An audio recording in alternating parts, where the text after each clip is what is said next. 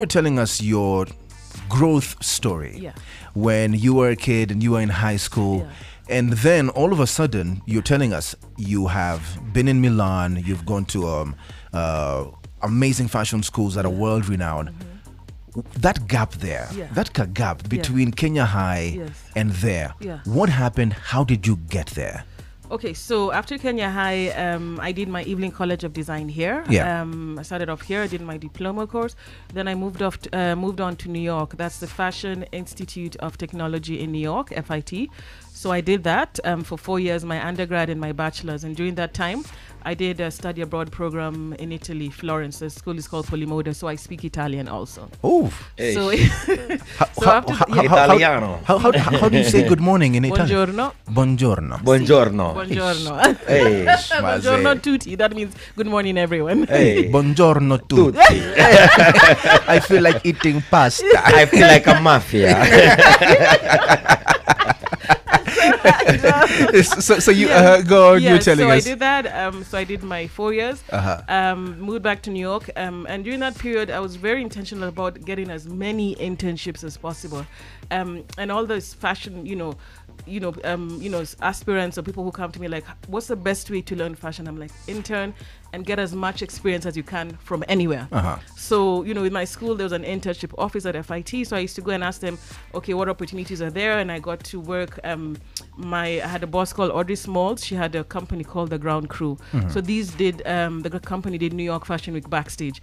So, I always tell people the action is not, watching the show. The action is at the back. Because then you get to see the meetup, the makeup artists, hairstylists, the designers. You get one-on-one, close to them, and you can actually talk to them. Yeah. So I did that, and I got, to go for Tommy Hilfiger parties. Wow. I met Alec Work. that's where the action is backstage.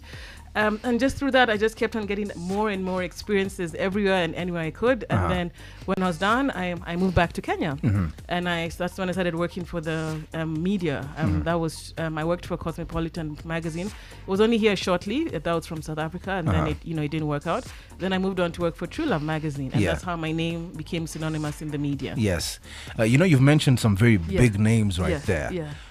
Were you ever like starstruck? What was your first? Of course. Like because you mentioned those names. You're like yeah. So like how was it for you the first time? You met maybe somebody that you either used to hear or watch. How was that for you? I mean, it's first of all, because you're also still working, and I remember my boss then Audrey used to be like, okay, you can be starstruck, but remember you're working. Yes. So don't this all the designer is backstage. I mean, it's before his show, so he's also nervous. He's got a lot going on, so don't distract him. If he speaks to you, fine. If not, just look from a distance and everything. Then after the show, you can talk to him because this is high pressure before a show, so you don't interrupt him. Yeah. So, but it was just amazing to look and watch and see them giving the final look to the collection with the with the models before they walk out. So it's an amazing feeling, and then it also encourages you like one day one day I'll get there, or one day I'll be doing something like this. Yeah. So it's amazing. Yeah. That's dope, man. For me, yes. I'm hearing that story and I'm just like meeting the people that you've grown up watching and loving in the field that you have wanted to be in for a very long time. Yeah, man. That's it's bro. Yeah, that's greatness right there. It's iconic. Yeah. Anything that you want to throw in the ring, man, because kumbuka leo tunasaidia wanaume. We have help has come. Yeah. Man, I'm just enjoying this. You're just enjoying the convo. Yeah, I'm just enjoying the convo.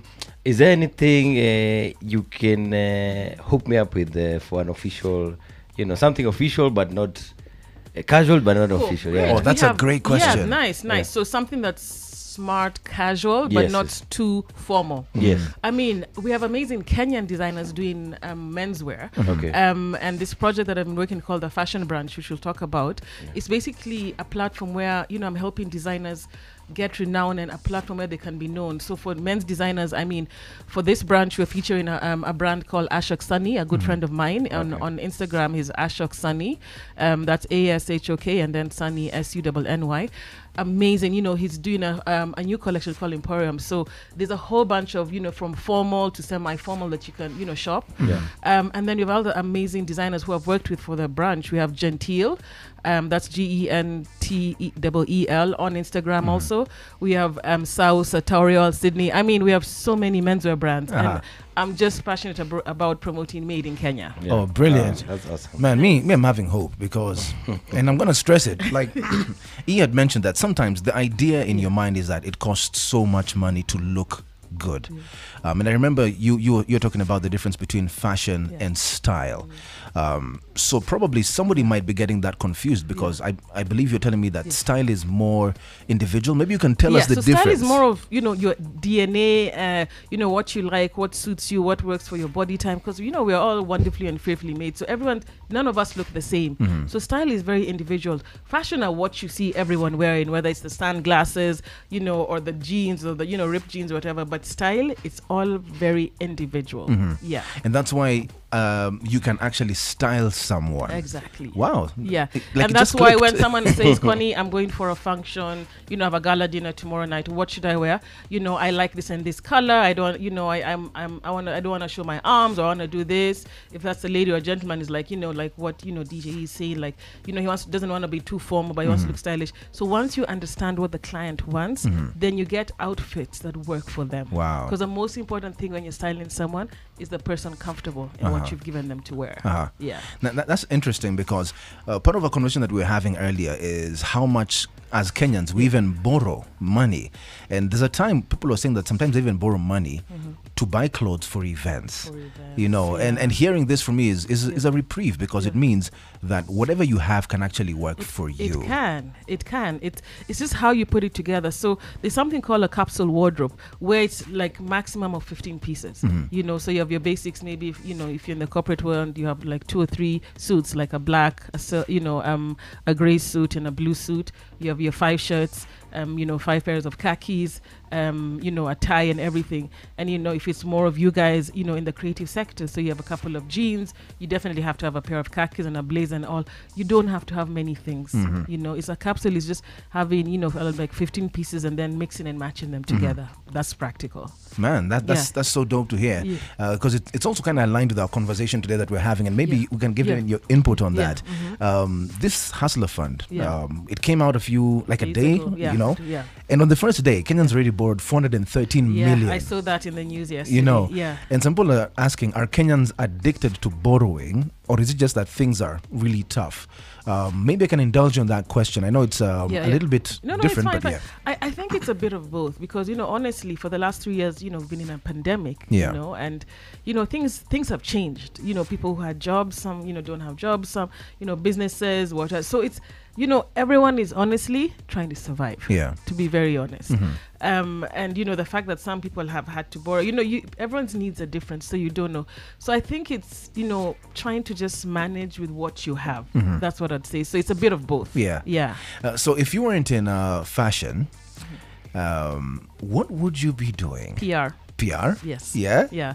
Because I'm a people's person. I love to talk to people. I love good energy. So, and I think I kind of also do that in with this fashion brunch event that I have. It's a lot of bringing people together and inviting and giving platforms. So PR is definitely. And talking about the fashion brunch, how should somebody look when they're going for this fashion brunch? Because we hope to see you there. So it's a cool vibe. It's really a casual, Sundays. So it's a casual Sunday. Some people are coming in from church, so they're wearing their linens, or some are wearing their khakis and blazers. This is like men. So it's that kind of feel. Or some people choose to wear like a pair of jeans, but then have a really nice shirt or a blazer. So it's that kind of vibe. Some people go extra and they have their hats and all. It's really open. Again, it's what are you comfortable in? Very important. I like that. And so before I let you go, which is so crazy because I can't even imagine how time has flown. But maybe you can give us a little bit more info on where we can get to, the fashion brunch. To catch up with the fashion brunch. So the fashion brunch basically is a platform where we have 3 designers. The ones we have showing this Sunday, December 4th at the Social House. We have Ashok Sunny, the menswear brand. We have an amazing accessories brand. They do bags called Azana, Azana Collective on Instagram. And then we have Series Studio by Anita Gaither, my good friend. So it's the 3 brands showcasing together. And you can buy your tickets on Kenya Buzz. That's www.kenyabuzz.com.